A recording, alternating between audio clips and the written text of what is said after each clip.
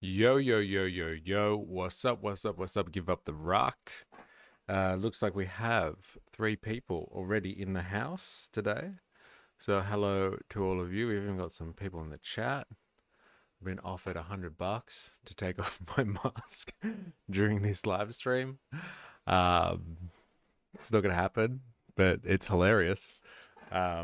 Maybe we can turn it into a bidding war, and that'll be kind of the lead up to the unmasking event itself. Yo, yo, yo, yo, yo. Um, so yeah, yeah, $100. That's not bad.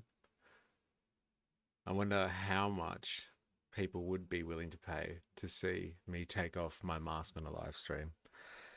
Jack, do you know the reference to the yo, yo, yo, yo, yo, what's up, what's up, what's up? Have I ever showed you why it is that this has become a thing on this stream? If you would like to know, just hit me up with a chat and I'll actually find it for you. But yeah, as the name suggests, everybody, we're going to be looking at haha no. You don't know the reference? Okay, let me find it for you then. So at least you're down with what the hell it is we're going on about when we do this all the time.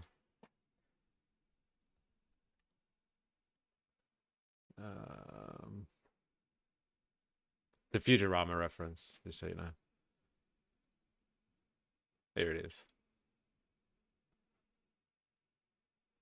We crustaceans don't like steam. I'm going to go work out with the Nautilus. What up, Dr. Z? Yo, yo, yo, what's up, what's up? Give up the rock. Dr. Z? Yo, What up, Dr. Z? yo, yo, yo, what's up, what's up? Give up the rock. That's it. That's where it comes from. So like now you're in the loop. Yo, yo, yo, yo, yo, what's up, what's up? Give up the rock. So yeah, it's a Futurama reference. I'm not sure if everyone is Futurama fans on this stream, but he's hoping, if not, go educate yourself. Do yourself a favor. But yeah, as I was talking about before, we're going to be looking at today something that I have actually myself wanted to look at for a while now. There's a couple of documentaries that I downloaded off archive.org about China, industrial China, and like kind of the rise of the Industrial Revolution in China. And they're like Creative Commons videos because they're from like the 1950s. They're like legit from the time period, I believe, where Mao was doing his thing and like China was, yeah, developing itself as a communist nation. So their period pieces, and like I wanted to watch them for a while, so I thought, let's do it on a live stream. And like China is also a bit of an enigma when it comes to kind of modern and late stage capitalism. Like you'll have people on one side of the fence who are kind of like, China's this and China is that. China is communist, but it's not. So like China is communist from the eyes of the West when they kind of want to criticize communism. But like when they want to talk about how amazing capitalism is, then they say that China's not communist. And like, it's only when they open themselves up to the free market when everything got good, once they became open to capitalism, sorry. So like China is a very interesting case, I think, for the modern revolutionary, the modern anti-capitalist, because of its ability, its versatility in kind of playing these two roles amazingly, which is kind of like, I don't know, a socialist state on one side and a capitalist player on the other. And so like, let's go back kind of in time, shall we, in the stream today, and kind of see where, like, how China kind of industrialized and what was going on in terms of their ideology at the time of industrialization through the eyes of the West, but like through the eyes of the West, around the time of the Chinese Revolution or the Chinese Cultural Revolution and their actual Industrial Revolution, like their full scale Industrial Revolution. I don't mean attempts to industrialize them throughout their kind of colonial heritage, like the century of shame where they were kind of being dominated by Western powers, and then like the fall of the dynasties before that, where they were kind of, Chinese capitalists getting in there and like, making their economy actually more capitalistic than whatever they had going on there beforehand. So yeah, without further ado, I'm gonna like bring up one of these documentaries, and it's gonna be interesting. I'm not gonna lie. Um, China has had multiple dynasties that were longer than the US has existed. They've learned from the past and are great planners for the future. They are. And yes, they have had multiple dynasties, epochs that have lasted, um, yeah, much longer than capitalism has. And like they have been a consistent culture, a consistent ethnicity, a consistent civilization, I guess you would say, for like 6,000 years now or something like that. So like, really eclipsing any other civilization in human history. Many civilizations have risen and fallen, and great civilizations too. And China has just always kind of existed and done its thing. It's definitely a survivalist civilization. And so, when they refer to those 100 years of shame kind of thing, like they're not joking. Like that was a period for them which was in the grand scheme of their history, quite a blip on the radar, or like this small time where they completely lost control of their autonomy, and like they have taken massive strides to get it back. And one of those strides was industrializing their nation. Now, my grand theory of um, anti-capitalism for the 20th century is that, like, all the national liberation struggles that labeled themselves as socialists and communists were not socialist and communist, in the sense that like they didn't usher in a socialist society. They definitely didn't usher in any type of communist society, which is controversial to say on the left and on the right. On the right, because they're just like, oh, whenever you're sad about like communism not working and stuff, you just say that's not real communism. So that's their usual gripe. But then like, controversial for people on the left who are like, no, they did it and this is why they did it. And like, you're just some type of purist for saying that it wasn't. But like, it really wasn't. And like, I can get to why I don't think China was socialist. But like, what we need to acknowledge, and this is my theory on it, is that these societies weren't trying to bring in like an actual socialist society. They were trying to industrialize. China was trying to industrialize. And like, no one knows the Industrial Revolution and a critique of capitalism just like Marxists. No one really offered a critique of capitalism just like Karl Marx did, and like, you could say even Lenin subsequent to that. And so like the Chinese looked for the answers. They looked for the keys to industrializing your nation, and they came up through a Marxist lens, and they understood capitalism through a Marxist lens, and they used that to industrialize their nation. And like, that was the primary objective, bringing Chinese culture into the 20th century after, like I said, being, basically dominated and thrown off from like kind of the entirety of human history, written human history anyway, of being a consistent and like quite a powerful civilization, if not number one superpower in the world for most of human civilization, and then kind of being tipped from that. And then they got back on the wagon and they developed a way to be top dog again. And we now are at a very crucial point in history where, like, China is tipped to be top dog again. Now, it may be like a dual like polar um, top dog existence. It may be shared with, the Americans, and that might happen. That might go on with this kind of dual power relationship for decades. Who knows? They could tip the Americans completely, or as some people are predicting, they could fade away into existence over the next 20 years due to their own kind of internal issues like demographic matters.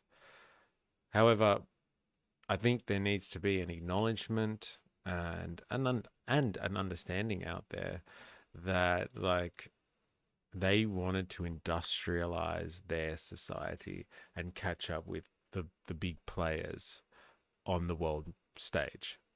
And they did that.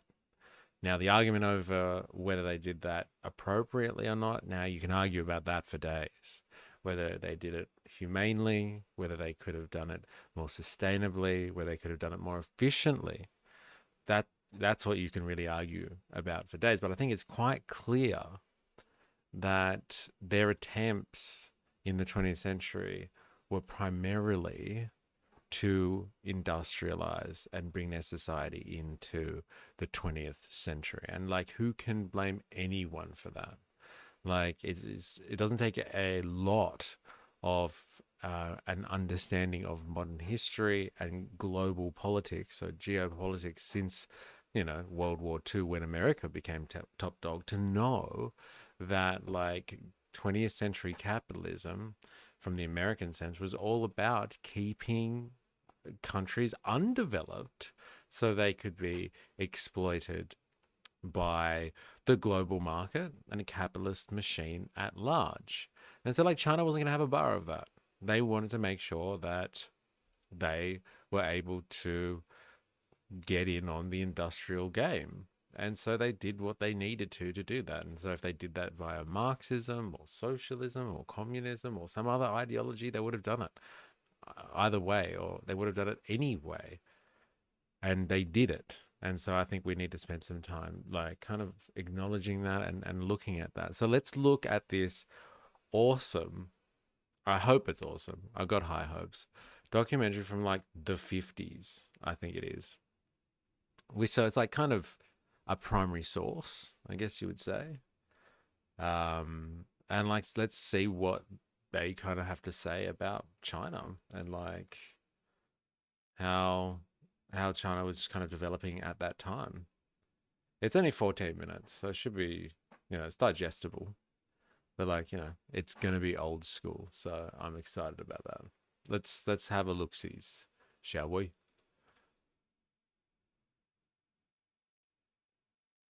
Okay, so old school.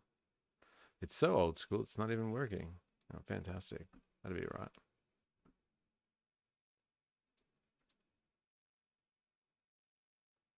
No. All right, I'm going to have to try that again. That was an anticlimax, wasn't it? Massive anticlimax. All right.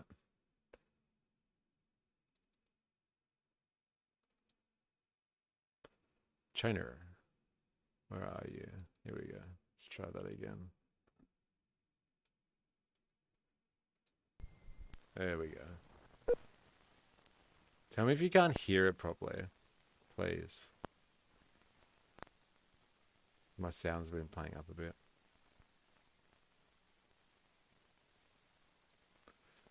Whoa, whoa, slow down. Slow down there, boss. What does it say?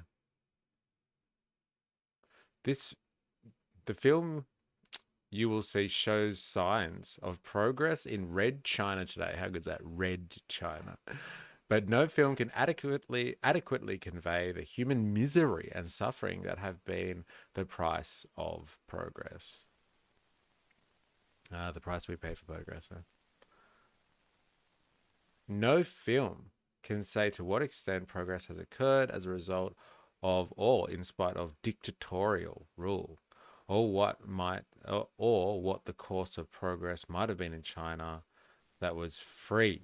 These questions must remain for you, the viewer, to speculate on. Like, when would you ever see that in a modern documentary? It's just like, but we'll leave that up to you because we know that you're intelligent and we don't have to spoon feed you everything. You would never see that written today. The scenes contained in this film were photographed by Rene Bury, a Swiss cameraman whose freedom of movement within China and access to its people were limited by the Chinese authorities. Trump hand gesture. China. China. This film was brought to you by the Red China's foreign correspondent, Chung Lee. Red China. Remember that.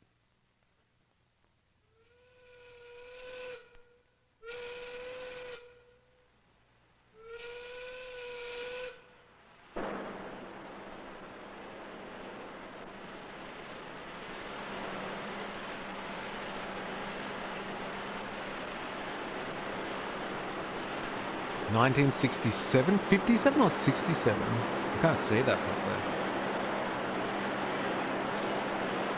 Spinning flag kick. This old man is an artisan in a Chinese world in which artisans are a dying breed. The skill to reproduce a Tang horse was passed on to him by his ancestors, who have made Tang horses for 1,000 years.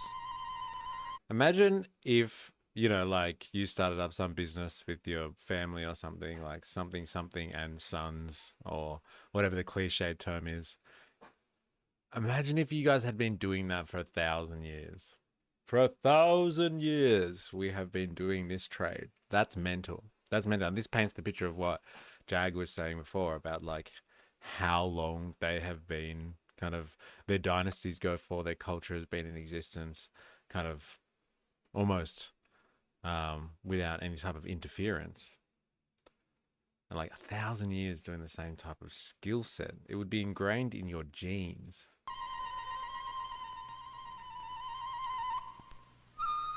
I wonder if they still do this. For centuries, China was a land of artisans and peasants who struggled with small plots of land to support themselves and their families, as often as not unsuccessfully.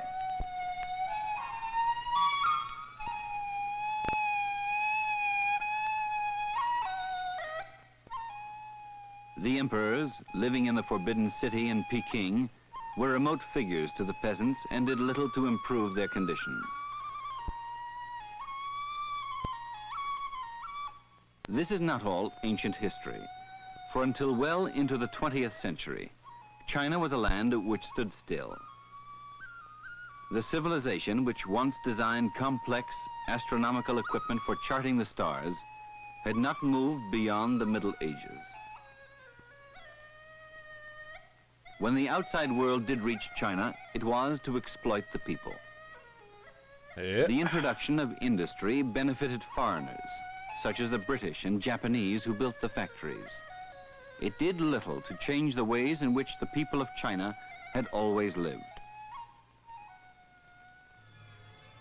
In 1949, following a chaotic period of war and revolution, They really brushed over a massive part of Chinese history just then. It was just like, oh yeah, Europeans came in and they just tried to set up some industry. It's just like, yeah, well, they also dominated the local population. They basically set themselves up along like the east coast of China, like staked out cities for themselves. This is like the French, the English, the Japanese, the Americans later to the party. The Germans, the Russians up the top as well. And kind of like, yeah, staked out like cities basically that they used to control for like labor and trade purposes. And like they all kind of like staked out their little area of China and like try to keep it for them so they could kind of exploit the markets by like not just taking stuff from China and exploiting labor forces, but like bringing stuff in. And like selling it to the Chinese, like, like opium and stuff like that. But like, yeah, so he's they've really brushed over that. But like, you can't speak about everything in 14 minutes, I guess. Communists, led by Mao Zedong, took hold of the country. Their philosophy and goals are the driving forces in China today. The aim, to become a modern industrial nation with world power. See? To this end, China is now in the process of a forced... See, that's a really, really important point. Like, okay, Mao was a communist, and their ideology was, you know, based on that style of thinking. But like, the intention was to industrialize China and become again a player on the world stage. That is a huge, huge consideration that is not discussed, I find, on any side of the political spectrum. When you speak to anyone like analyzing this type of stuff or discussing kind of world history or communism and all that sort of stuff, it's never like, oh yeah, these people were trying to industrialize their society. It's like, oh no, they were trying to be socialists and achieve communism and stuff like that. And you're like, really? Were they trying to do that? Or did they want to fucking industrialize and stop being trodden on by like foreigners, basically? I look for Mao Zedong and all I find is Xi Jinping. Xi Jinping, your CCP is not my thing. Industrial revolution. Despite the militant face she presents to the world, there are enormous difficulties. The huge resource of manpower is largely untrained for the technical requirements of an industrial nation. China now has only a fraction of the technicians she must have to fully realize her aims and potential.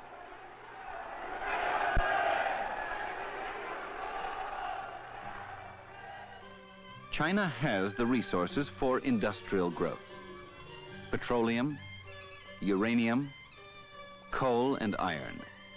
But these remain untapped for lack of machines and trained workers. When the communists came to power in 1949, the country was living, as one writer put it, in an early Iron Age economy. Working capital was almost non-existent. And the human back carried the burden of any progress.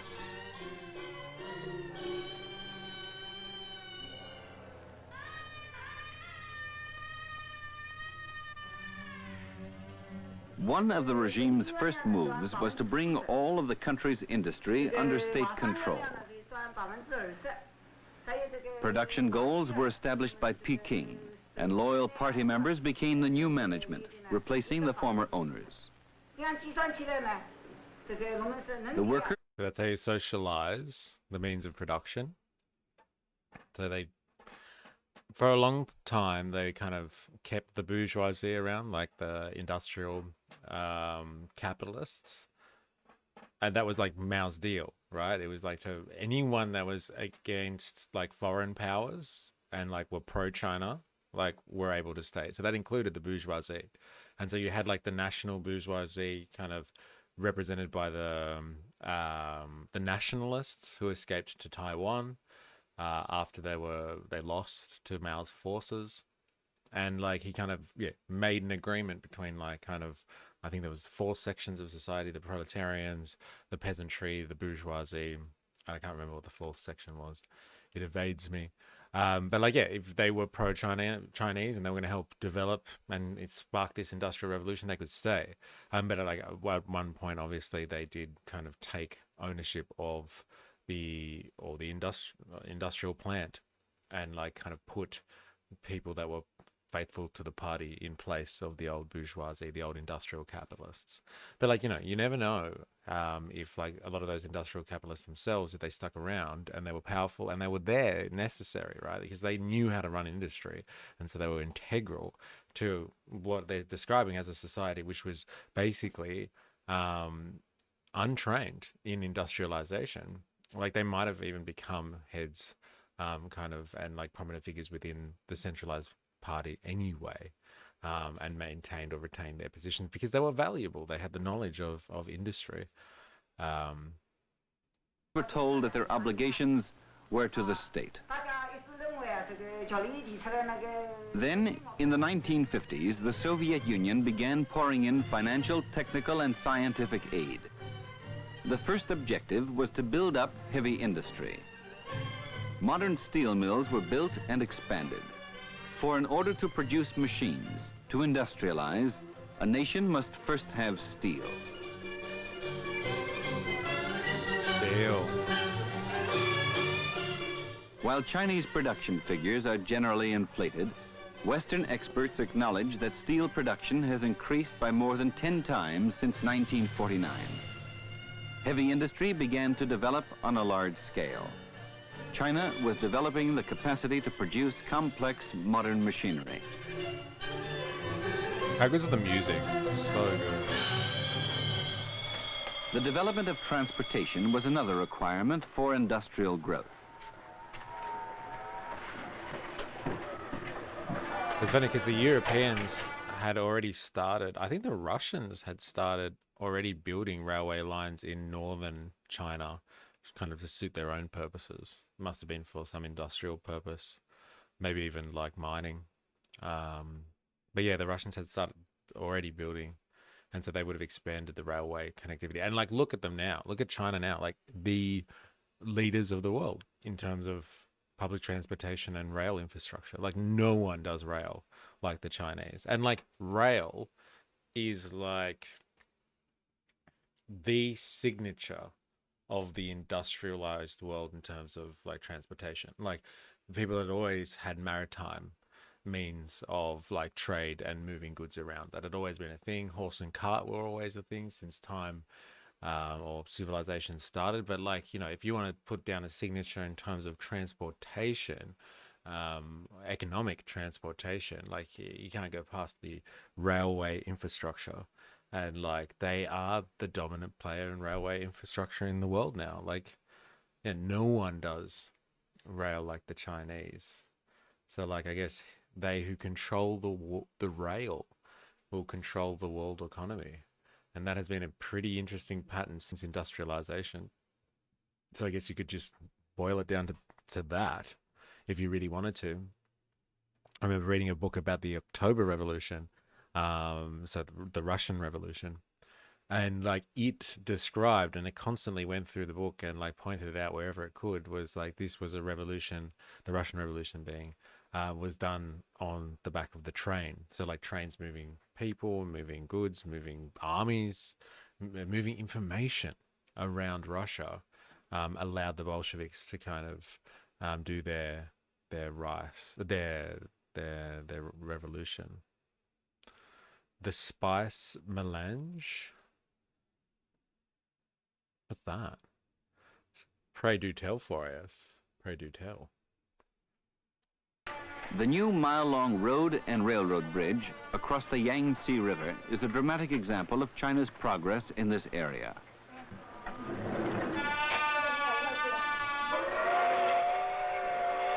For the first time in China's history. Oh, it's from June, right? Okay.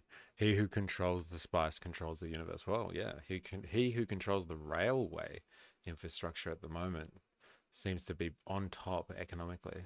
And like, don't get me wrong, I understand why the Chinese invest so heavily in their rail infrastructure, because like it is capital and labor intensive. And so like, if you've got a massive working population, like what else do you do with them? But you put them to work, especially in infrastructure and construction projects, and like continually manufacturing the latest technology for trains and all that sort of stuff. But like, they're still, you know, light years ahead of the closest players in that regard, in front of the Americans and the Europeans. It became possible to move goods continuously from the north to the southern industrial centers.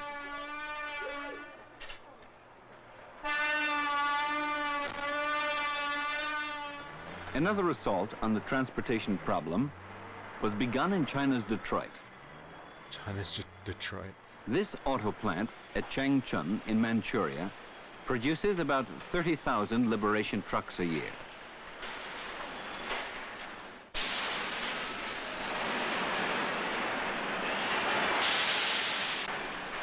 Originally, the Russians supplied almost Liberation trucks. So good. Like everything is centered on this. The People's Liberation Army, liberation trucks. Everything's about liberation. 90% of all of the steel that went into their manufacture. But by 1963, the Liberation Truck Factory had become largely self-reliant.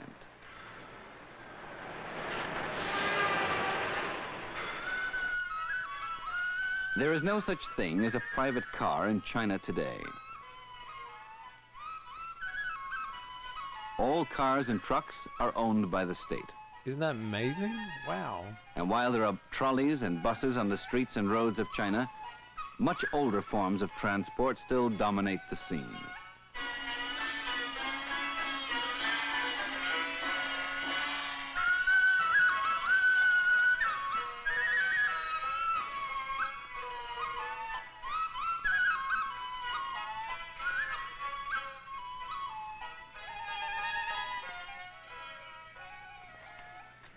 Progress in modernizing agriculture has been slower.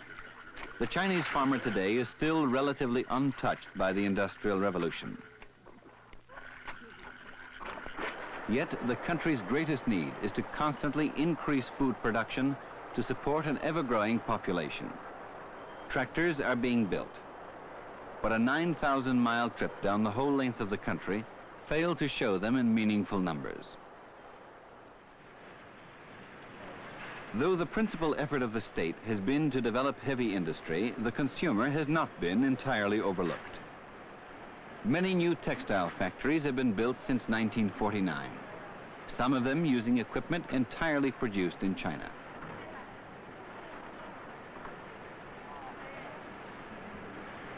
It's easy to forget, right, for us sitting here in the 21st century, like how important industrialization is. Like it's very easy for us to forget how significant this is.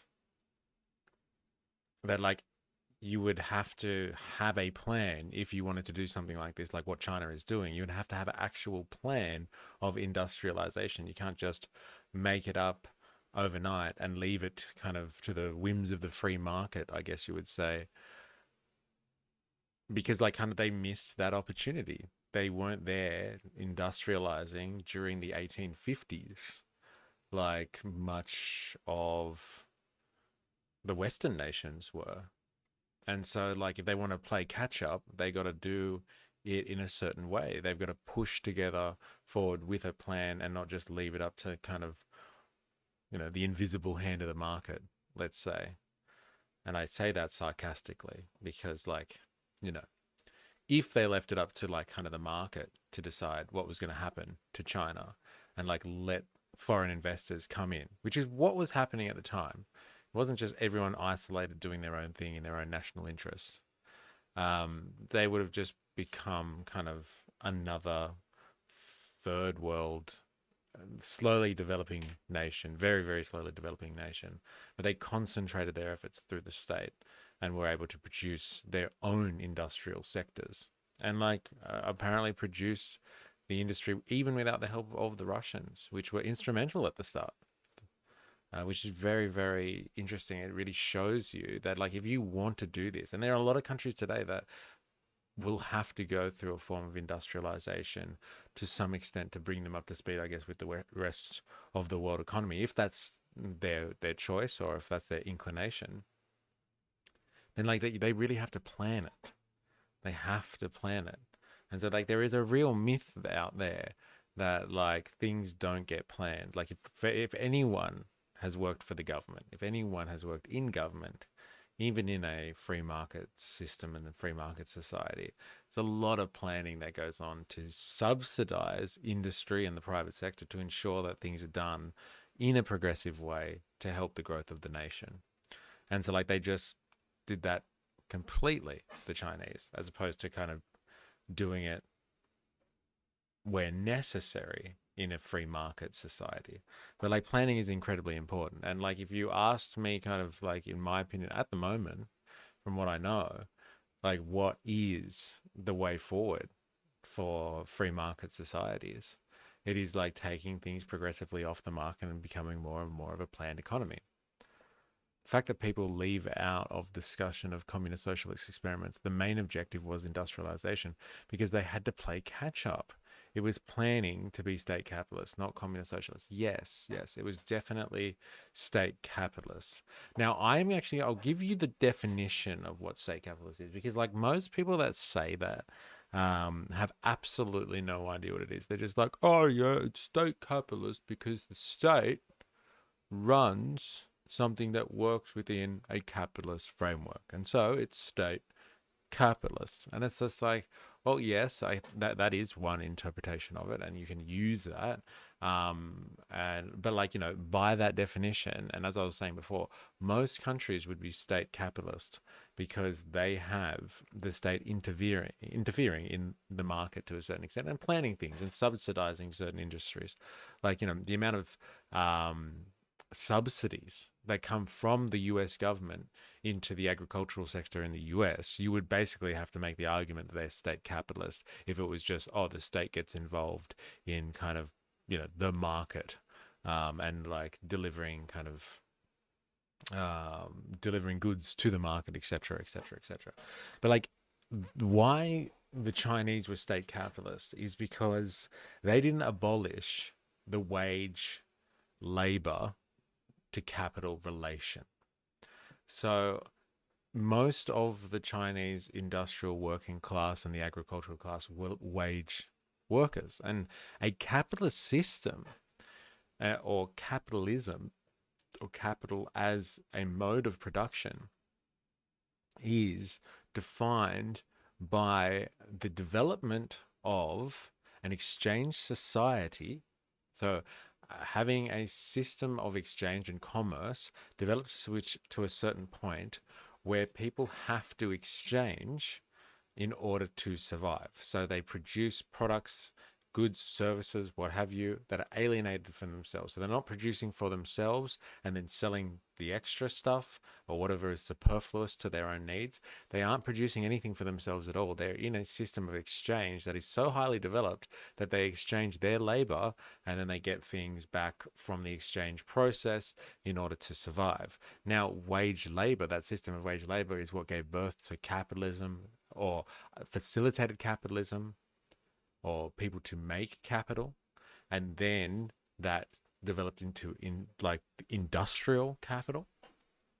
And so the existence of wage laborers in China, whether they are controlled by capital, which is like, capitalists, or whether that's controlled by the state and they decide how to spend capital and they decide where they're going to accumulate surplus value, how they're going to push people into certain industries to increase surplus labor in that industry for, social wealth production. And so it's not going to maybe a capitalist class, it's going to the central party or something, and they decide like what to do with the fruits of everybody's accumulated surplus labor and their accumulated surplus value. They're still controlling surplus value.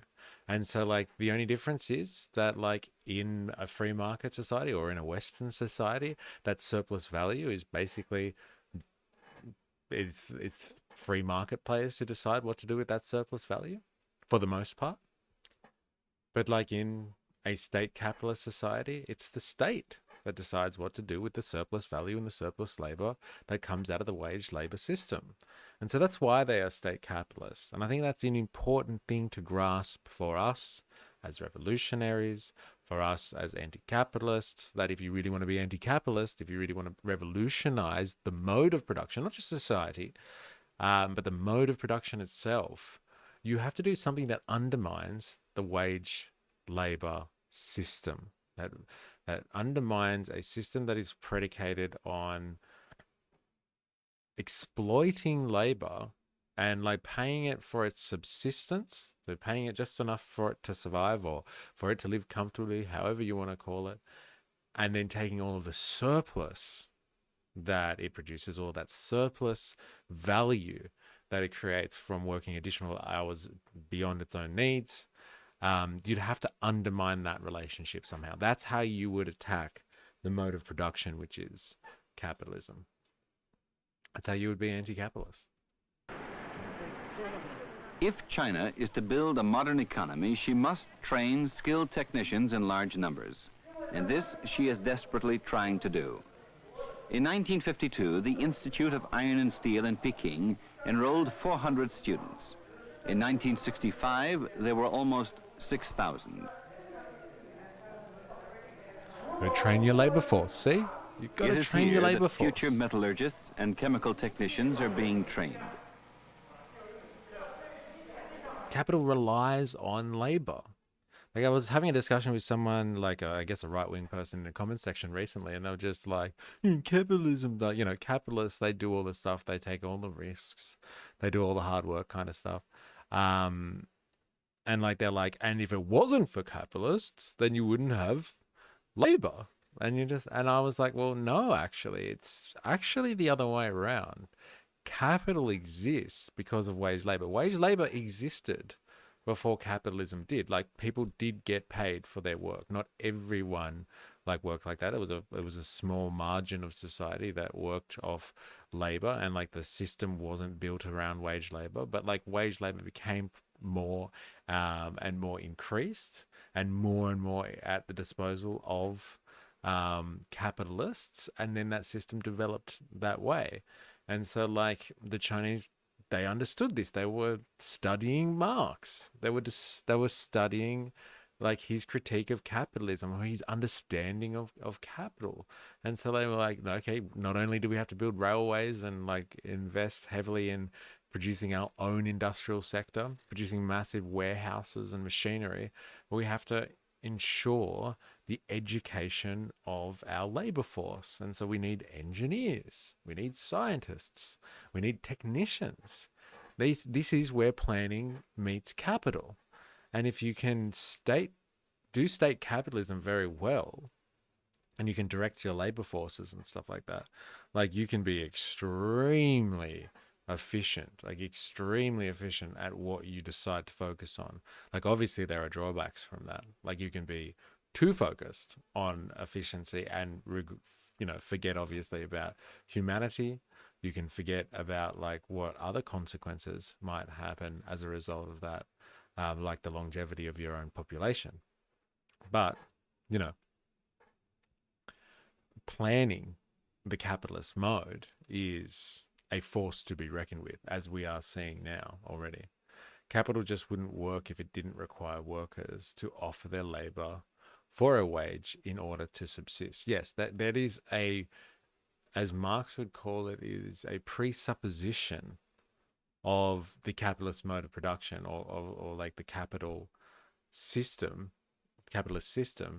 The presupposition of it is wage labor. And so like, wage labor is presupposed, so it has to exist in order to have a capitalist exchange society working. It's an important understanding to have. Like, capital presupposes labor. It has to be in existence for capital to exist. I'm not saying they like, it's not a symbiotic relationship at some point, but like, if wage laborers didn't exist, capitalism would never have developed out of feudalism as the way we saw it in Europe.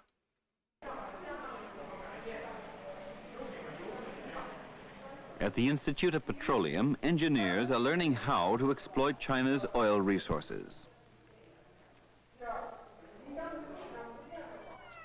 And at the Institute of Minorities in Peking, students come from such distant points as Inner Mongolia and Tibet.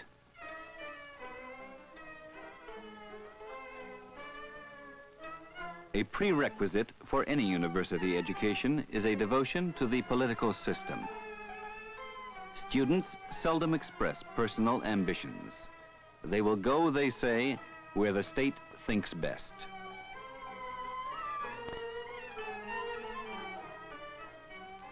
So like, they As look like industry Uyghurs grows, and stuff like that. so inevitably That's grows the interesting. city.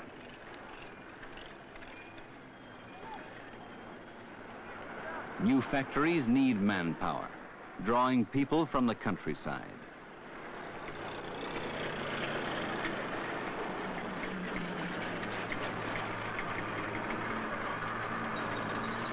Times change.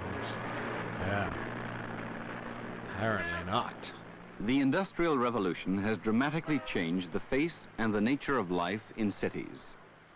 A new housing development in Shanghai called Pumpkin Land is symbolic of the great efforts to accommodate the growing population. But construction efforts race well behind the needs. The nursery or kindergarten is now a vital part of every new construction program, factory and housing alike. Here, mothers who have heeded the regime's call to labor leave their children and pick them up at the end of their work shift.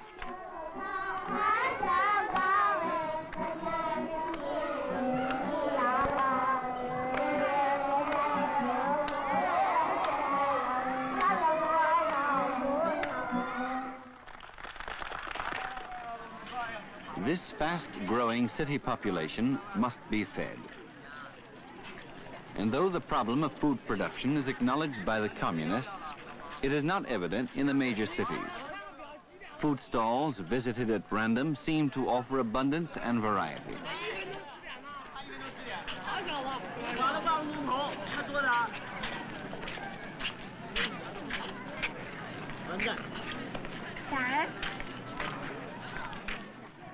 Also, stores supplying consumer goods seem generally well stocked. But it is difficult to know how... I like how he's like almost not believing it in a way. It's like, is it true? Like we visited those shops at random. We were like mystery shoppers trying to check if they were actually surviving and living in an acceptable way or not. It's like when people go and visit North Korea and they're all like, oh, you know, we're kind of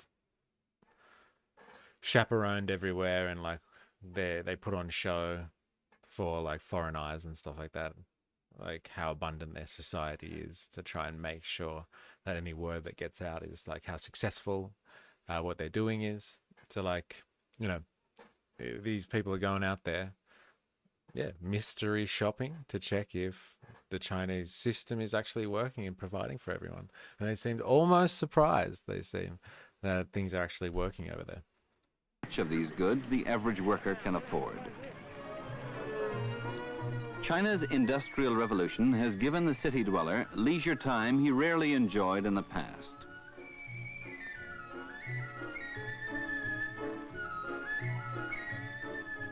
Young people are departing from the ways of their ancestors. Such a public display of affection would have been unthinkable in the past. Modern health services are now available to the city dweller at little cost. So he had his arm around her, and that was a dramatic display of public affection, apparently. Hey, what's going on there? Must be like a cultural thing from a time past, a conservative way of looking at things and relationships. No public displays of affection. And it shows the liberalizing force of capital, where people can, like, you know, get out and show affection for one another in public. Liberalism and capitalism go hand in hand. There you go. At the Peking Hospital for Heart Diseases, all of the instruments, from the surgeon's scalpel to the heart-lung machine, are of Chinese manufacture.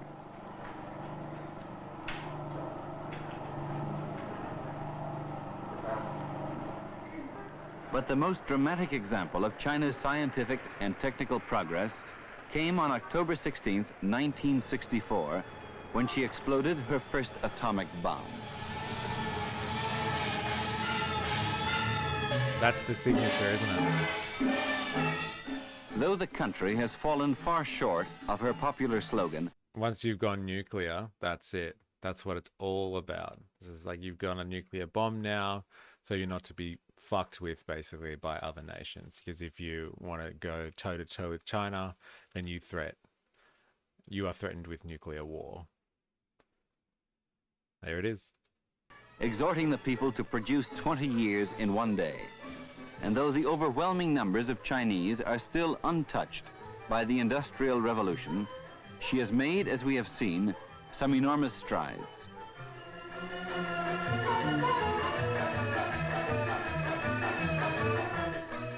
The promise of success lies with the new generation now learning the skills of an industrial age.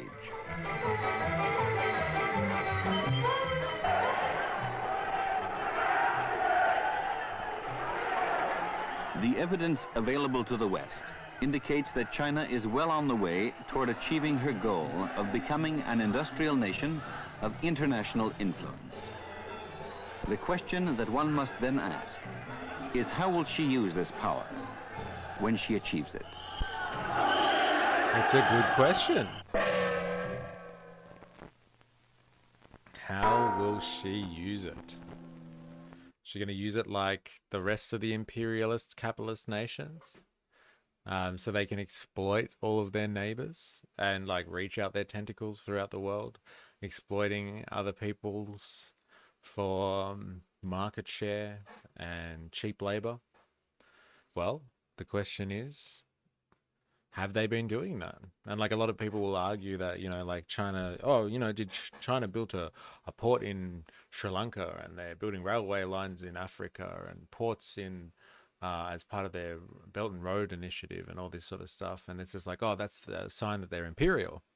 And like, it's interesting because like the imperial nature of the deal that they're doing through the Belt and Road Initiative is one that is structured primarily through finance and like basically business deals. Instead of at the end of gunpoint, which is usually the imperial weapon of choice, let's say. So they're not going into other people's countries and invading them literally with armed forces. They're going in and negotiating at the end of a contract and a deal between nations. So if it is imperialism, it's a very different type of imperialism. And whether they're using their industrial might, as this video has suggested, well or not, is still to be decided. But if they are helping at the moment through the Belt and Road Initiative and other initiatives of that nature, like through BRICS and their World Development Fund, I think it's called, which is like kind of their version of the IMF, really. If they're helping undeveloped countries develop, again, not through market forces at the end of a gun, you do this or we'll overthrow your democracy or overthrow your system of government, or we'll set up army bases and like control your markets. If they're doing it through negotiation and contracts and stuff like that, it's a very different form of imperialism. But like, as we saw the other day when we were looking at the digital colonialism issue that is arising, or that is fully encompassed the world at the moment, they're big tech organizations, just like the Western ones in Silicon Valley.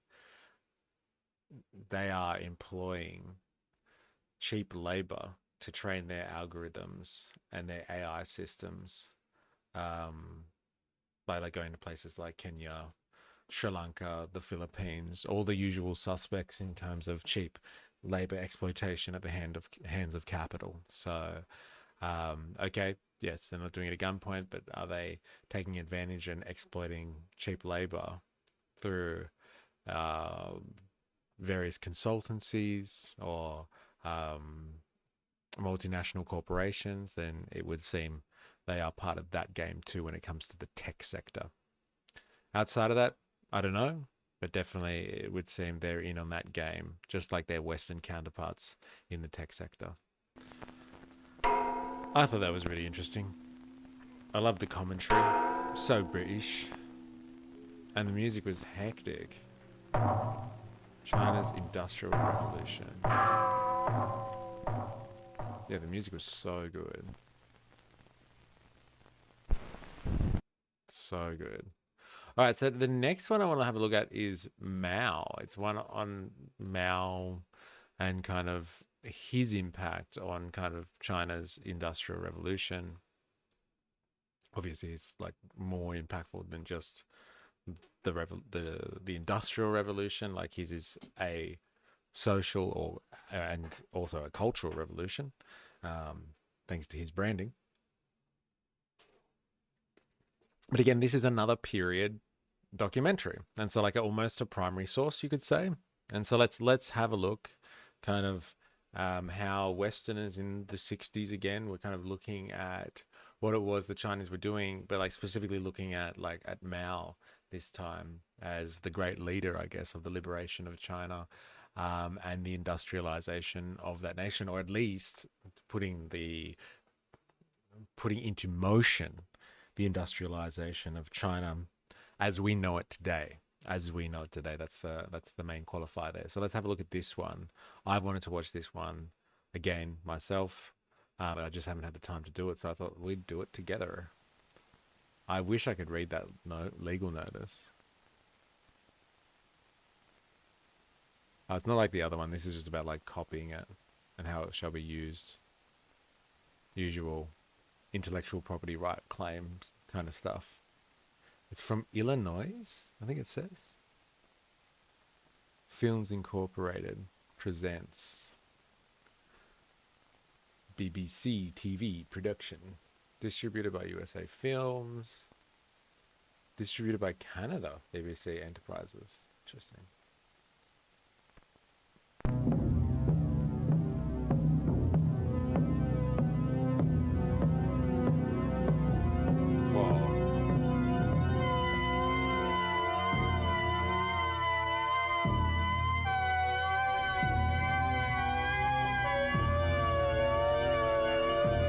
Century history. How's the music? Wow. So distorted.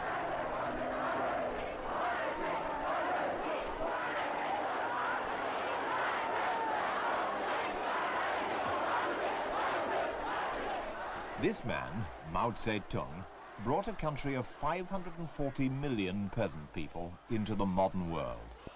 He did it after half a century of war and civil war.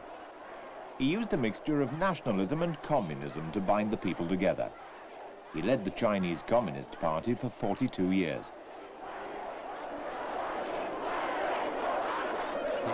A breed of nationalism and communism to bring the Chinese people together. See, it is funny, right? Because it's quite a contradiction to think of nationalism and communism being in the same ideology. Because obviously, or if it's not obvious, communism is international. It's an international movement. It knows no boundaries or borders, and it looks at the class, like the working class, as an international class with international interests. And so, like, you know, melding communism with nationalism, you know, you have to really ask the question, is that communism at all, really? And like, I've even heard people describe it as fascism, because like that's what fascism does. It blends this collectivist kind of ideology with hardcore nationalism to kind of get things moving and to mobilize the population. So like, you know, who knows how to best categorize these things, but you know, food for thought nonetheless. Mao was 7 years old when the 20th century began. His father was a peasant who owned land round this farm. Because Mao was clever, his father wanted him to keep the farm accounts. But Mao had other ideas. The peasant boy from the provinces watched as the rule of the Empress Dowager in Peking gave way to chaos.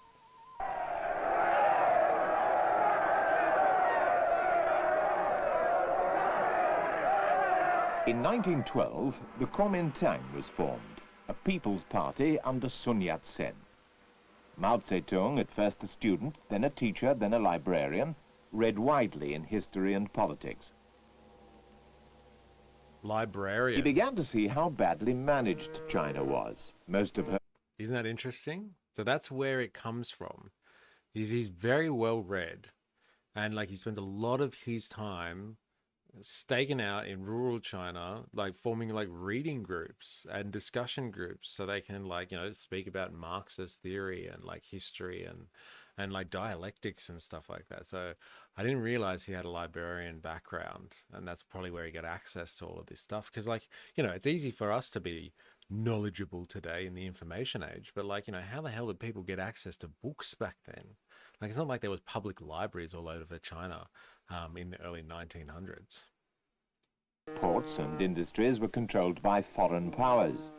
Shanghai, under the British and the French, was China's greatest port. It was here that Mao's revolution began.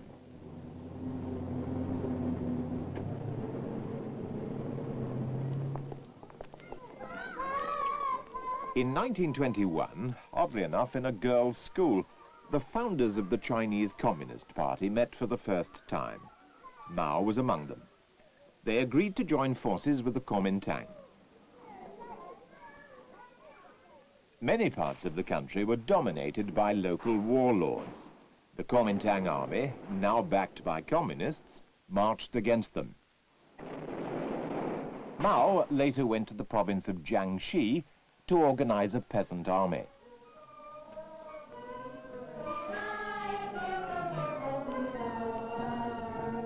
There in Jiangxi, he was confirmed in his belief that the Chinese peasant was the real key to revolution in China.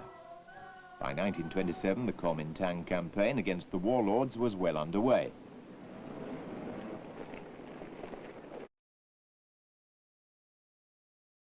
Yeah, well, I've just gotten that one. So I don't know what's happening today. What if we've been flagged by YouTube as being dangerous content because we're looking at 1960s documentaries about communist China, and so we can't actually communicate with each other today? I thought it was a bit weird. Thought people would have some more commentary about how interesting these documentaries are. But like, I'm also having connection issues on my end, I think. Like, it's really delayed here. So I don't know what's going on there. Might go on Discord.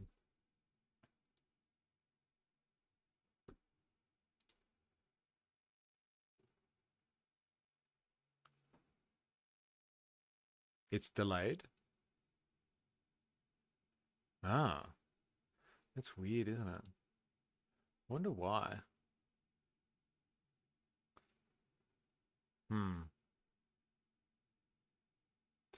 Seems to be okay now. Just think when I play this documentary, it seems to do that. Actually, it's synced again. I don't know what's going on there. Just message me if it unsyncs again. I'll try and fix it myself as well.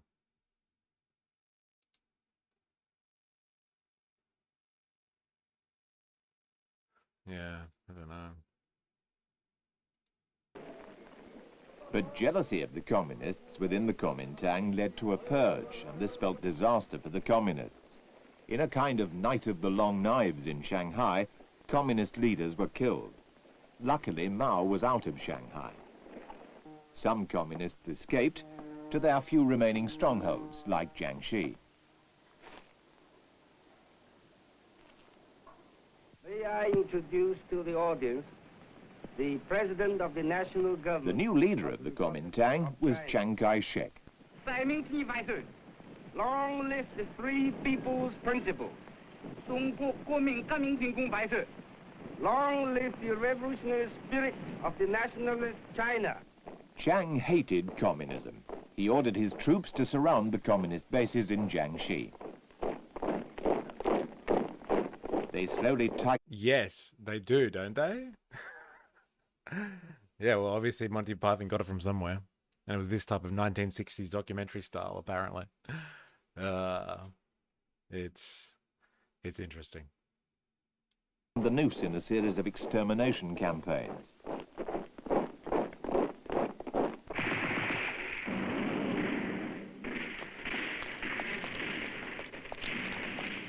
By 1934, Mao knew that his Red Army must either fight its way out or die.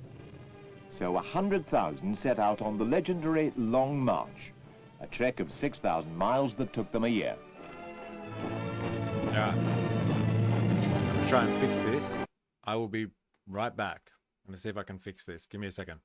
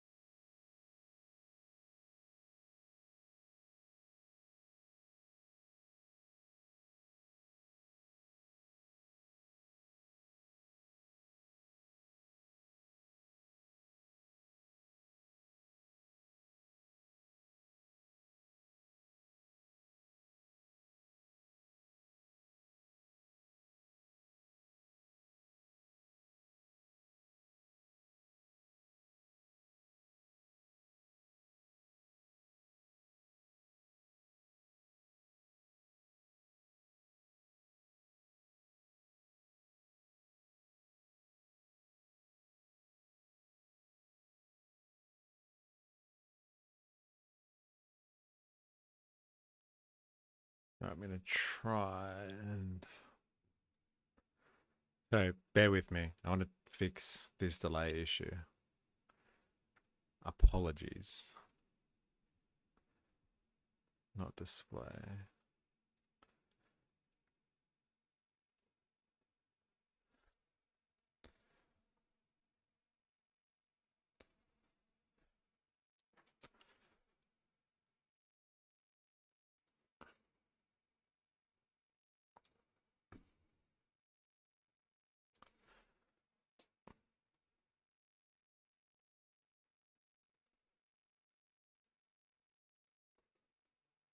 I have a feeling it's my camera, which is unfortunate.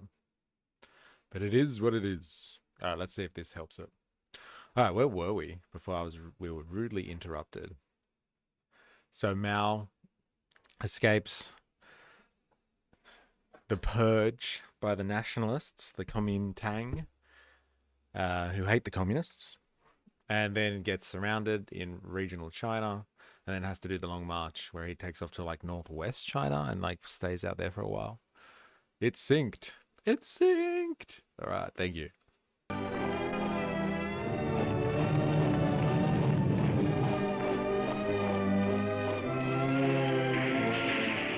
Kuomintang forces harassed the marchers.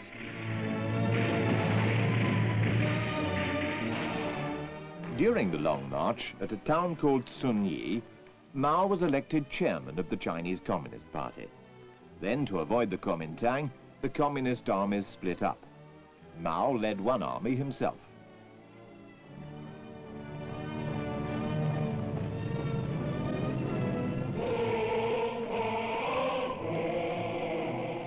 Though there was discord, the marchers eventually reached communist-held territory in the northwest. Only 30,000 survived. They set up their base around the little town of Yan'an. Jesus. What did they say? They had lived in caves 100,000? carved in the hillside.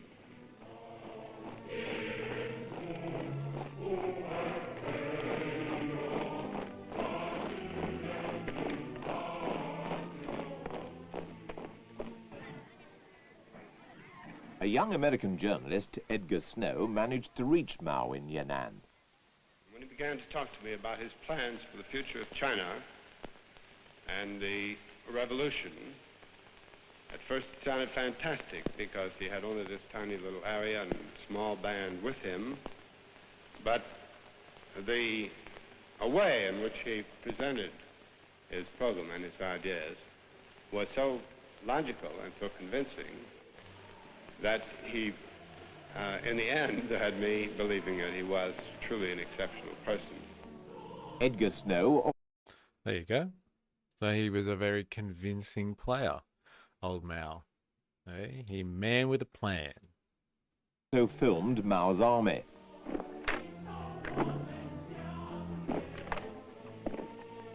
It was a time of planning and preparing. Their soldiers were trained to spread a political message, that the peasants didn't have to starve and be exploited, that China could be run in a reasonable way. The peasants had never known soldiers to behave like this before. They had to help the people, pay for everything they needed, leave everything clean, respect women, never damage crops.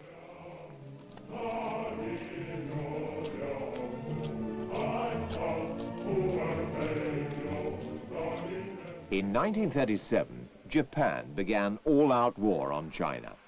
Now Chiang Kai-shek and the communists were faced with a common enemy.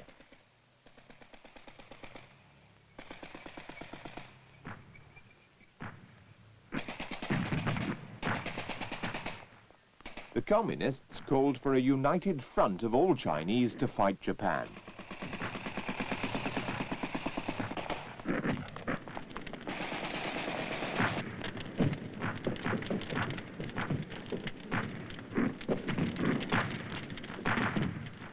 The Americans and British who supported the Kuomintang called on Chiang Kai-shek to accept the surrender of the Japanese in 1945. The Americans made some attempt to bring the communists into a coalition Chinese government. But it all came to nothing. Civil war followed.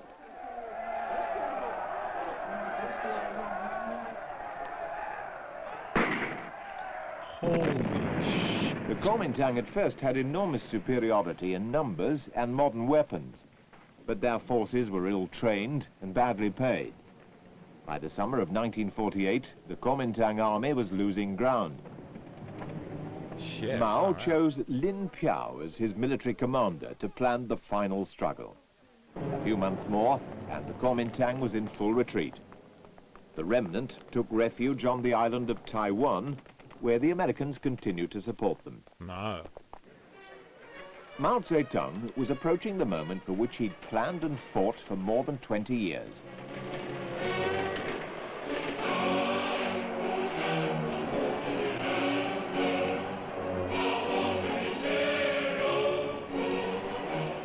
On the 1st of October 1949, Mao stood with his colleagues on the Gate of Heavenly Peace in Peking and proclaimed the new People's Republic of China.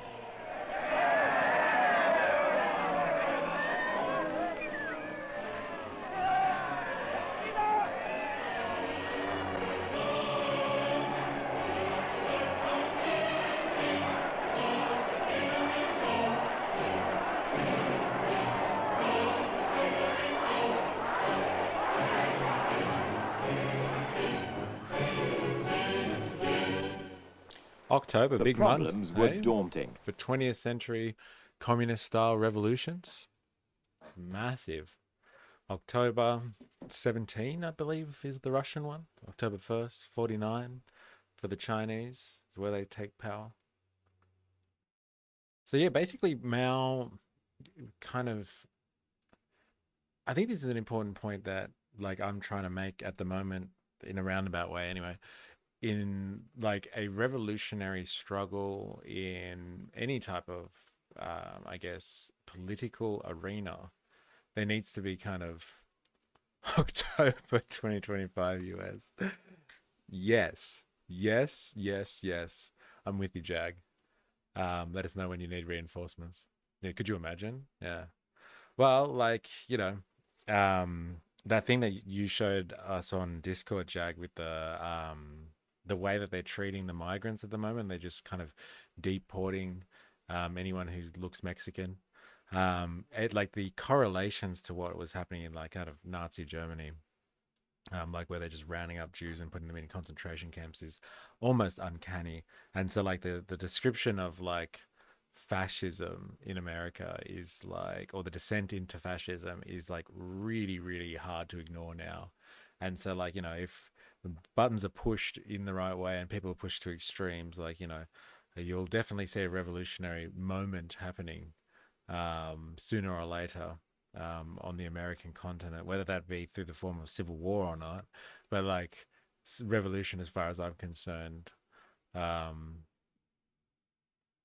and civil war, the terminology is used kind of interchangeably. It depends on like what historian is talking and like who's talking about the event itself, the victor or the vanquished.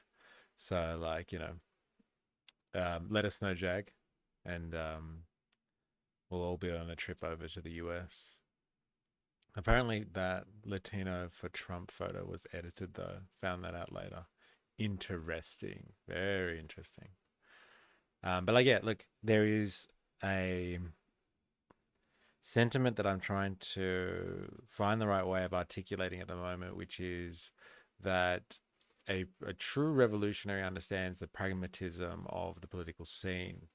And Mao was, although being hunted down by the Kuomintang, just after being hunted down by and almost annihilated by them once the Japanese came along, was the one who proposed uniting with the Kuomintang to kind of fight against the Japanese. And so like there's a complete understanding of like the importance of strategic alliances. And like that's what Lenin was all about. It's very Leninist, to just make friends with who you need, circumstantially, so like as required, and then you can reassess that situation at a further time and decide whether you want to continue that partnership. But like there's nothing wrong with forming strategic alliances with people and acknowledging where there are strengths in association with certain people. It is the problem, I think, of the left today to be sucked into the culture wars that are propagated primarily by the right wing.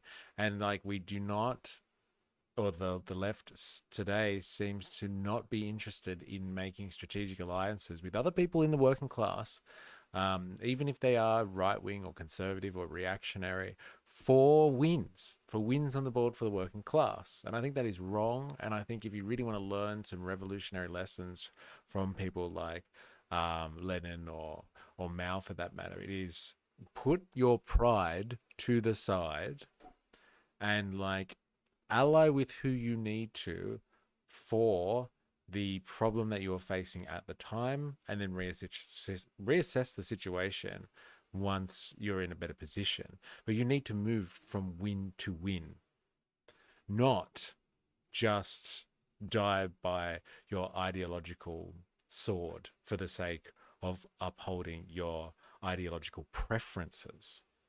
You need to move from win to win. That is a revolutionary lesson. When you're not playing offense, you're playing defense. Yeah. Yeah, and like we're constantly playing defense, constantly playing defense. And like it is not a sustainable battle. And it will lead to the ultimate destruction of like the left at large, and any type of hope for any type of socialist or communist revolutionary society or something like that, or any type of revolution, will be lost completely. If we don't start moving to a strategy of from win to win, as opposed to just, fighting people based on like the sectarian nature of the political landscape in the 21st century. Everyone exists in a silo and no one can see any type of consistency between them and their opposition. It's really, really short-sighted and stupid, I find. China was starving and in ruins. Mao and his colleagues started forcefully. Big landlords, especially those who dealt harshly with the peasants, were condemned by so-called people's courts. Many were killed. The deeds of ownership to their land were burnt. Their possessions were shared out.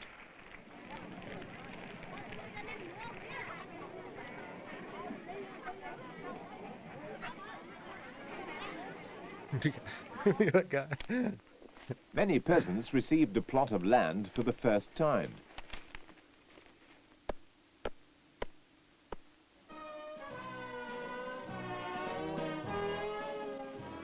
In Moscow, Stalin met Mao for the first time and offered him aid. Soviet technicians were sent to help the Chinese plan the building of dams, bridges, factories, and railways.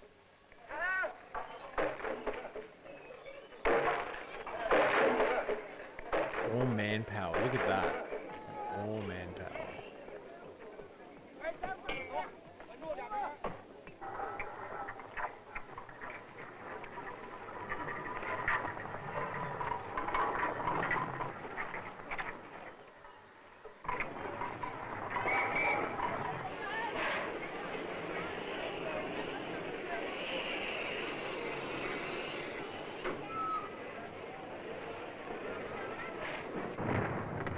The Korean War in 1950 brought China into conflict with the United Nations. When, in October, United Nations troops drove the North Koreans back to the Chinese border, Mao immediately sent so-called volunteers across the Yalu River into Korea.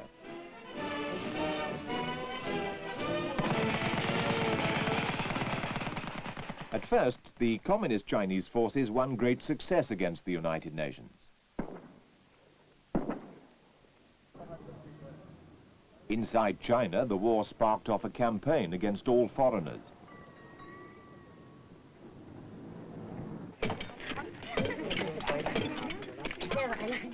Mao wanted to spur on the great mass of the Chinese people to new achievements by their own efforts. With the mid-50s came the farming collectives. A collective was the joining together of peasant smallholdings into a bigger unit. More schools were opened. Peasants were trained as part-time soldiers. Mao was confident, ready to welcome criticism. In 1957, with the slogan, "Let 100 flowers bloom," he called on intellectuals to say what they thought about the government. But the campaign got out of hand. Mao found himself and the Communist Party openly under attack. The 100 Flowers campaign was over. In 1950, It was a big thing for Mao when he was like in hiding in kind of, I guess, rural in the rural areas of China and stuff like that, and when he was really establishing kind of the Communist Party, or like helping found it, one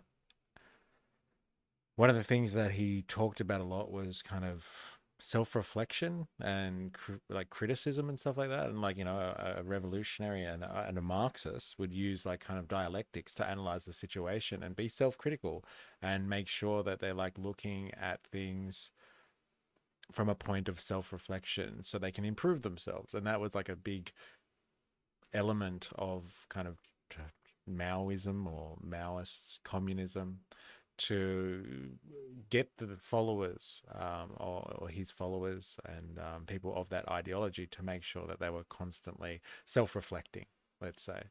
And so like having a campaign like that to offer up criticism of the government was like part of his original playbook, to make sure that, like, you know, you're reflecting on things. But like, I'm sure it was more meant to be an affirmation of like the success of the Chinese Communist Party, as opposed to people actually providing proper criticism at that point, and more to just to show how much people like kind of loved the situation. But like, you know, he offered it open to the intellectual classes, and like the intellectual classes, the intelligentsia of any country, its most educated people are the ones that are the most critical, I would say, or at least have pretty hardcore opinions about how things should be done. And they're usually not from the working classes either, or if they are, they're more middle class or upper middle class. And so like, I don't know what he was expecting from that one, Mao, but it's kind of funny actually. Came the Great Leap Forward, an all-out effort to bring China abreast of the Western industrialized world.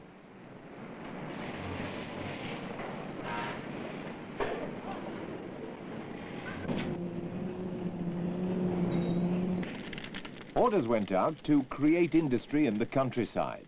All over China, peasants tried to produce steel in their own backyard furnaces. Work hard for 3 years, be happy for 1,000, ran the slogan.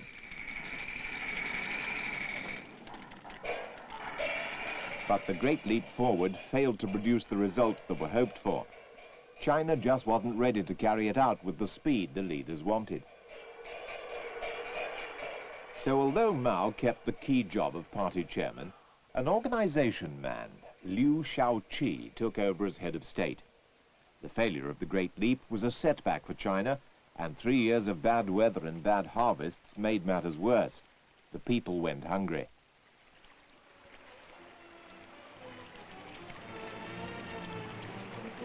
Though there was hardship, a system of rationing prevented widespread starvation.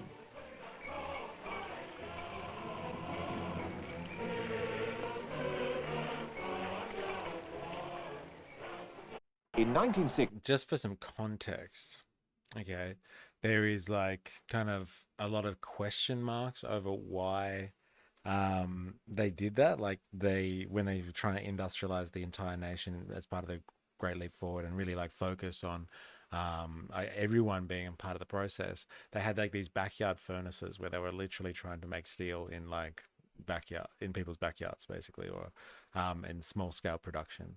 And like steel production needs to be done like in a pretty large scale manner, just because you need a certain amount of heat in order to get the impurities out of the metal, etc., etc., enable to forge good quality steel. And so like it was really ridiculous kind of the notion of having these small furnaces and like backyard production of steel. Now I've heard someone who has kind of taken this from a different perspective and just been like, it was never about actually producing good quality steel. It was never about that at all. It was about training large-scale segments of a basically rural and peasant population to get used to being around industrial production. Try it at home, do it yourself, experiment with it, get used to it. You learn a few things, you become basically working class. It was about converting the population that were largely large sections of a peasant population into people that would be able to become, like I said, wage laborers in an industrial setting. And so if you think of it through that lens, that it was a training exercise, as opposed to like, ever being about like, producing good steel or something like that, but it was about like getting people used to industrial work. And that is a very different perspective from that kind of grand narrative or that usual narrative that is talked about, like, what the hell was Mao thinking? What a psycho, getting like all these rural people to start making steel in their backyards. What an idiot. Like, what was he smoking when he came up with that one? And like you have to kind of understand his ideology and his thinking behind a lot of this stuff was like getting people ready and getting people in the right mindset in order to do things. It's not just like, all right, let's flip the switch and kind of get people doing something. Like you start them on a simple level before I guess getting them fully engaged with urban intensive industrial production. Hello there, wings of cheese. Ah. He has descended from it on high. And like, yeah, it's a very interesting perspective because like, reading some of the stuff that like from a very Western perspective, I guess, about like what Mao was thinking during the Great Leap Forward and why he was doing certain stuff, you're just like, damn, what was the point of that? Like, honestly. But then if you think of it in that context, it explains a lot more. Like there's a lot more of those kind of, missing pieces of the puzzle falling into place for you when you think of it like that. Khrushchev visited Peking.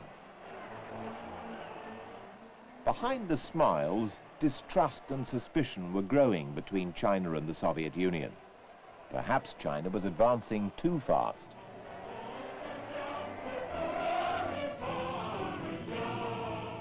Russia broke a promise to help with a nuclear bomb.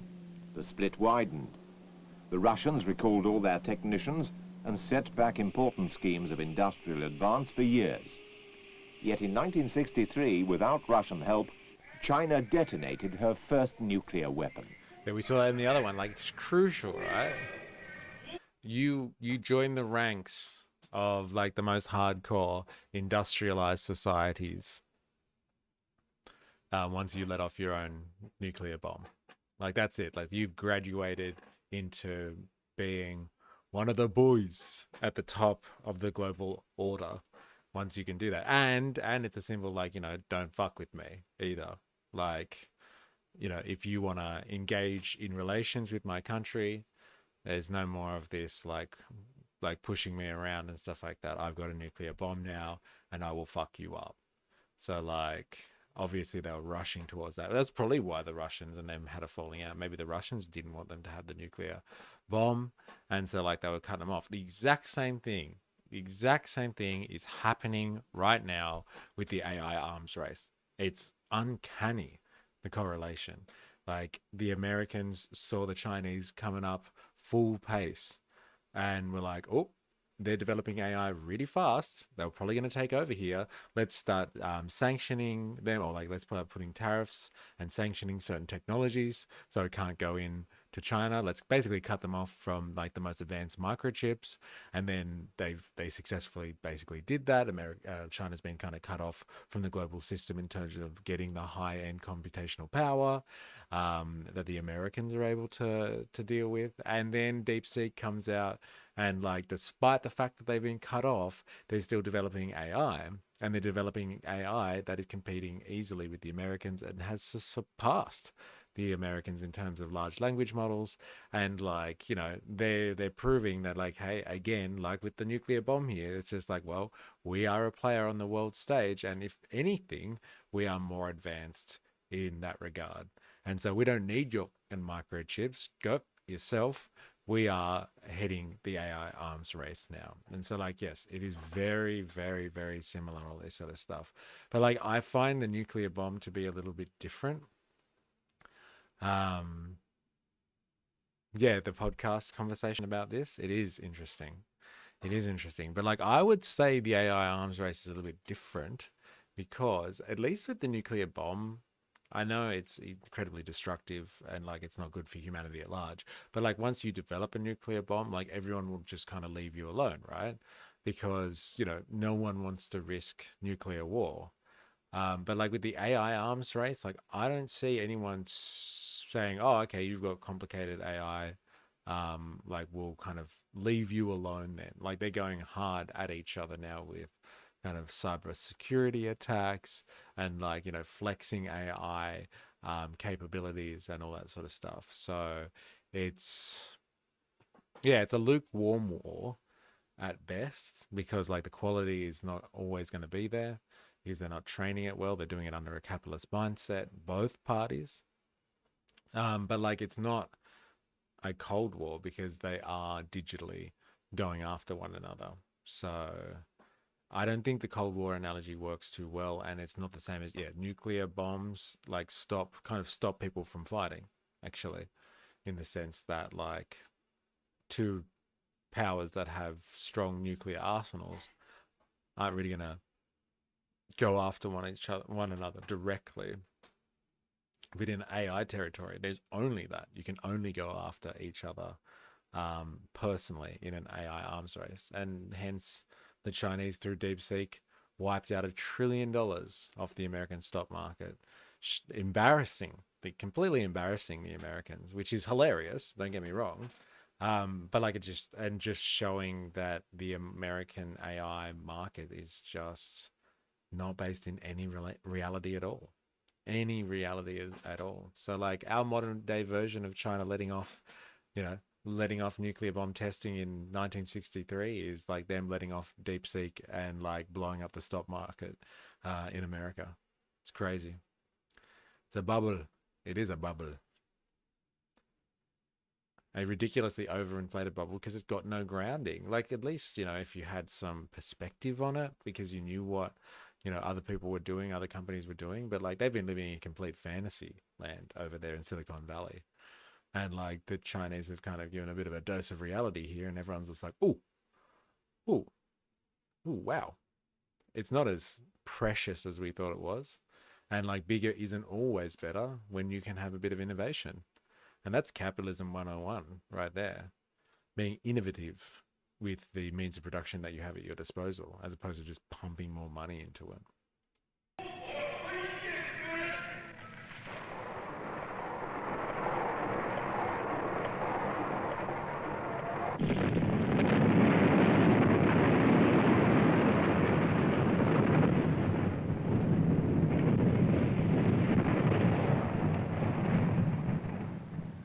But Jesus. Chairman Mao was unhappy at the growing power of Chinese bureaucracy, so he tried to break it in 1966 by starting a nationwide cultural revolution.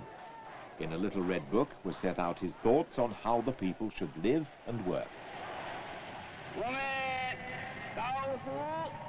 Lin Piao, at that time Mao's declared successor, spoke to thousands of teenage Red Guards in Peking. In the name of the Cultural Revolution, they set out to destroy the establishment. Mao's wife, Chiang Ching, added her own ideas. She demanded a revolution in the arts. Schools and universities closed. Red Guards set out on a violent campaign against all that recalled the old world. Mao's opponents were disgraced and disappeared.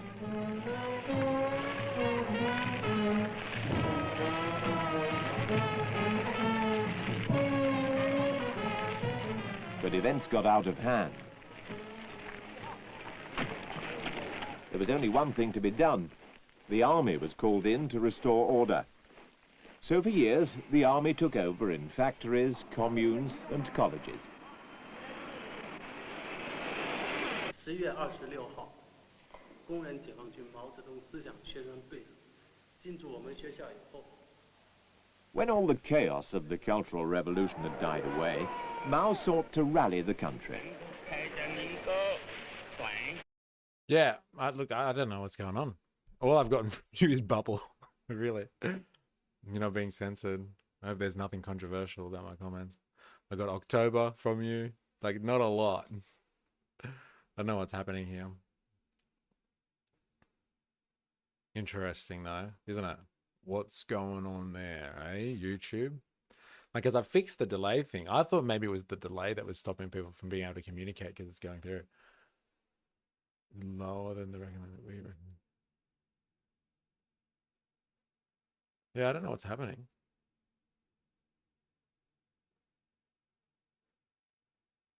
It wants me to use a higher bit rate.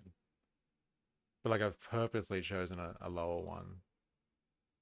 So like there's not a problem with the delay. Yeah, I don't know. I don't know, man. It is strange. But like I have had other people say that before. I don't know a lot about Mao, to be honest. Do you guys have any suggestion for books or pamphlets from Mao? Well, like he's got stuff on, like he's got like essays and stuff like that on contradiction. So like that's stuff that I think is essential Mao reading. I would like to read the Little Red Book myself.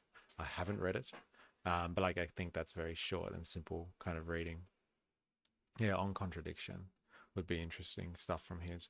And then like kind of any type of historical analysis that I think you can get on like the Chinese revolution, so like the industrial revolution, and like the communist kind of takeover, would be good, I believe. Like, and told from more of a Chinese perspective, I would say, than like a Western perspective, because it's going to be marred with like, you know, like capitalistic or imperialistic propaganda. But yeah, start with, I would say, with his thoughts on contradiction and all that sort of stuff, because that's where his mind was at when he was kind of developing as a revolutionary and trying to get the Communist Party off the ground in China. So like, it's a good starting point, I think.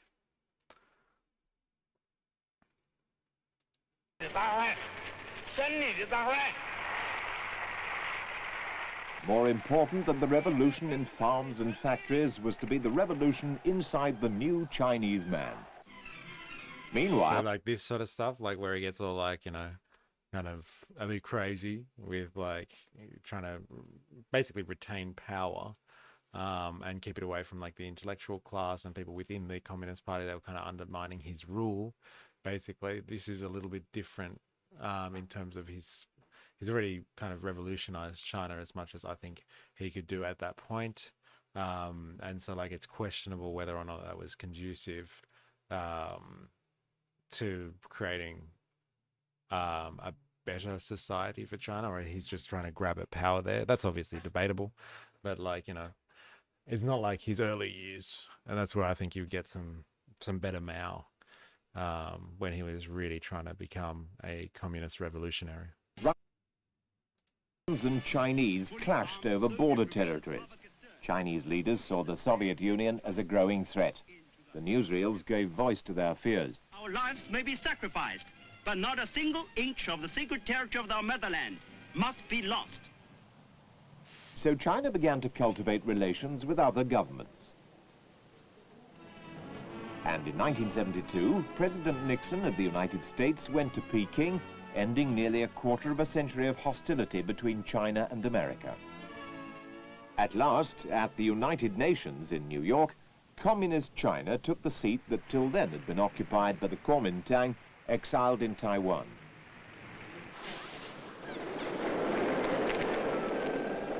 So they got rid of the Kuomintang to put in China. That is like a fuck you to the people that rule Taiwan, basically. And so, yeah, here you go, China, here's a seat at the table. You've industrialized. Now it's time to capitalize on all of that easily exploited labor in China. And that's what that was about. The great American hero, Nixon. Well, that one came through, Jag. Yes, I think we share some similar sentiments about that. But you know what? Nixon knew, like, he was very realistic on, like, China. And, like, he knew what was going down. He knew exactly how that sector of the world economy was going to help global capitalism. He was very switched on to that. Don't mention Watergate. Comment redacted. By now, Mao was well into his 70s. He was ill. Was he just blazing up just then, Mao? Did you see that? Didn't look like a dart. He wasn't smoking a cigarette. I think he was having a joint. He was smoking. He was chuffing up. And he was in his 70s too. What a legend. But along with others like Zhou Enlai, he'd seen the revolution through, and he wanted it to go on.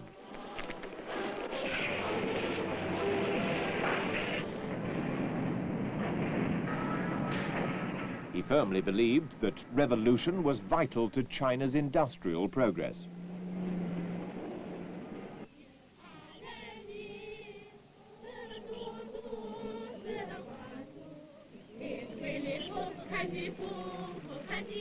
The commune, some with 60,000 people, had already replaced the farming collective. Mao had improved the living standards of hundreds of millions of Chinese. In the minds of his people, he towered above the other leaders.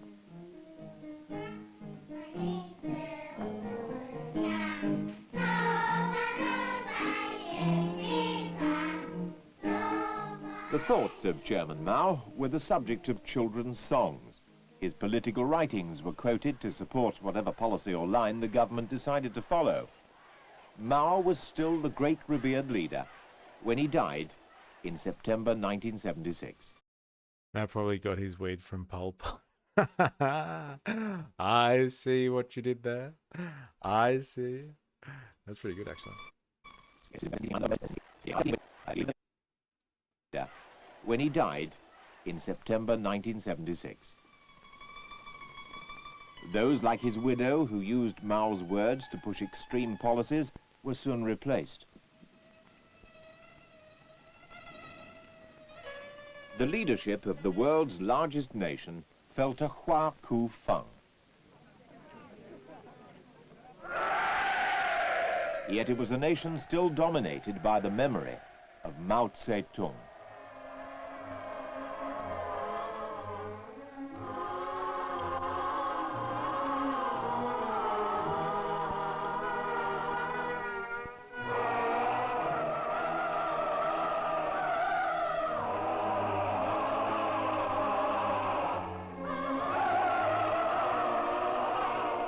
So hardcore, isn't it?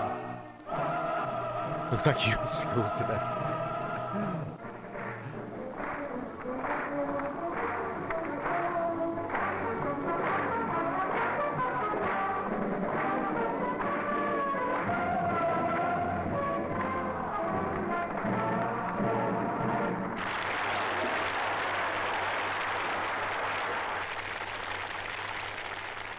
BBC. Thank you, BBC. Oh, yeah.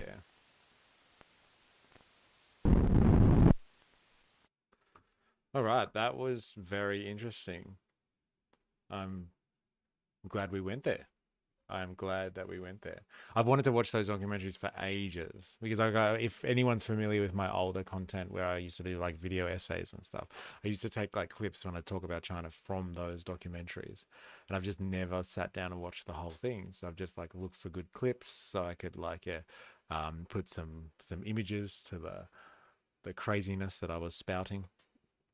But like I think it's important to kind of recognize that it was a theme that was running through both of those documentaries, and like it's a theme that's really running through kind of a lot of his own rhetoric or Mao's rhetoric, and like the Chinese people at the time and the Chinese people at the moment, if you look at their rhetoric in regards to what they think socialism is, like socialism with Chinese characteristics, socialism as according to Xi Jinping. Like it's all about industrialization and furthering the industrialization of the country in order to kind of spread the fruits of everybody's labor around and generally distribute wealth.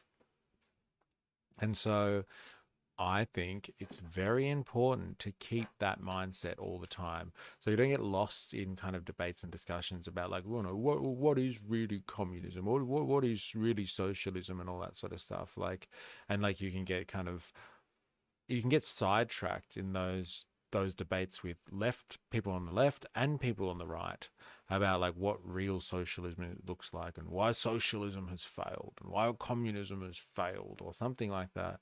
And it's like, well, like these people were trying to like industrialize in the 20th century. Anyone who dabbled in that stuff knew that they were completely ostracized by the existing capitalist nations because they had developed and they wanted the world left undeveloped so it was easily exploitable, and they weren't going to have a bar of it. And so they used these ideals for their own national liberation. And like, I don't mean national liberation by just taking control of a government. I mean liberation economically.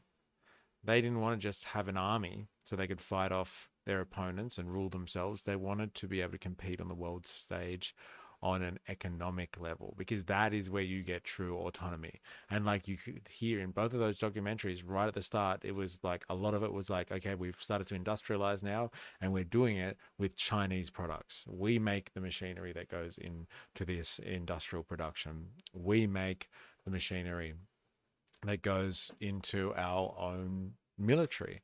We're making our steel. We're mining our own resources, and we're using our own knowledge and our own productive forces to make that happen. Not exactly related, but it'd be pretty interesting going into proto-anarchist and proto-communist movements in a future stream. David Harvey talks about in A Brief History of Neoliberalism, hyper push of debt finance led to their form of socialism. Not exactly related, but it's pretty interesting going into proto-anarchist and proto-communist movements in the future. What do you mean by proto? Do you mean like proto as in like right back, as in primitive communistic living, like in early human history? Or you're talking about the development of proto-anarchist and proto-communist movements within the yoke of a capitalist mode of production? I would like some clarification on that one, because it would be an interesting topic. I agree. It just depends at what point in human history we're talking about here. So yeah, like this has been an interesting stream going through and looking at documentaries which are like, if they were made in the 60s and 70s, they are like 50 years old now. These documentaries 60 years old now, after primitive communism, but prior to capitalism. Okay. Yeah, interesting. All right. Something to think about. Thank you, Wings of Cheese. But yeah, it's been a very interesting stream having these old documentaries. Like I said, they're pretty much primary sources for this type of stuff. And 4AS is escaping to the one place that hasn't been corrupted by capitalism, space, which is interesting considering, and I haven't looked into this too much, but I have heard that the Chinese have just revolutionized space exploration or space travel, let's say, or the space scene, because they've just constructed a new space station that is going to change the game. Another hit at the tech bros there. I wonder what Elon Musk is going to do about that one. But like, time will tell. I'll have to have a look into that. It's funny that you say space 4AS because, yes, again, it would seem that not even capitalism is safe from space anymore. That is a rather antiquated 90s view of how things work when space exploration and space travel was the domain of governments. And the trillions of dollars awaiting space mining. Yeah, it's interesting, isn't it? Like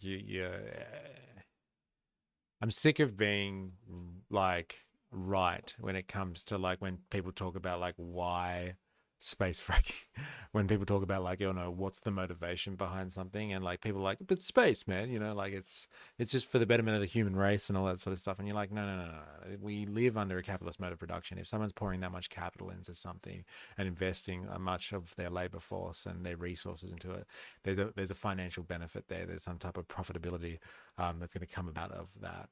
And like that, lo and behold, like, why are we really doing space exploration? It's so we can control the planet better and control our enemies better on planet Earth. And also so we can basically, yes, mine space, take resources out of space or out of our solar system and bring them back to Earth so people can basically become more rich and powerful.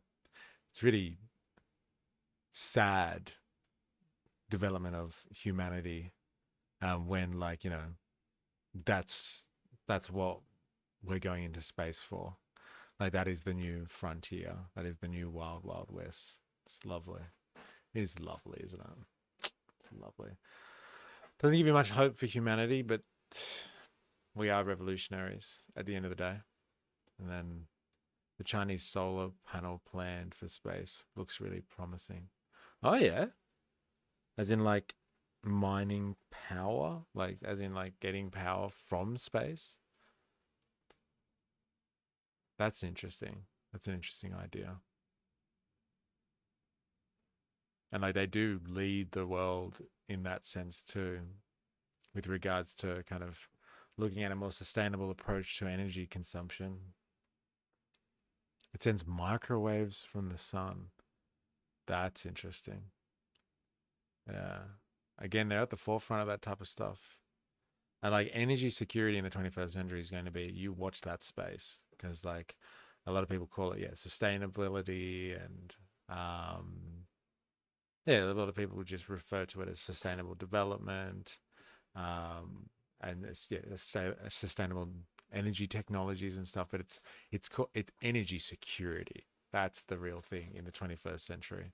Because like if the globalized system goes down and like oil becomes kind of harder without a globalized system ensured by the Americans in a dual power system where you have China and America going head to head, then like, energy security is going to be a massive factor. I saw something about space technology to intercept missiles. See, that's what I said. Like space technology is a development to control your enemies and people on planet Earth and to mine the skies, basically, for resource extraction. So you control your enemies by being able to, rain down fire upon them from the heavens and like kind of control the working population of the world, the exploitable masses out there, all of us. Yeah, imagine controlling a workforce. Imagine like, having a Chinese revolution now where like, you're long walking through China and you're being chased by the Kuomintang. Like if they had satellite technology and all of that sort of stuff back then, they would have just wiped out the communists. So like, good luck for us revolutionaries in this day and age. Oh, you had a link? Oh, what is going on?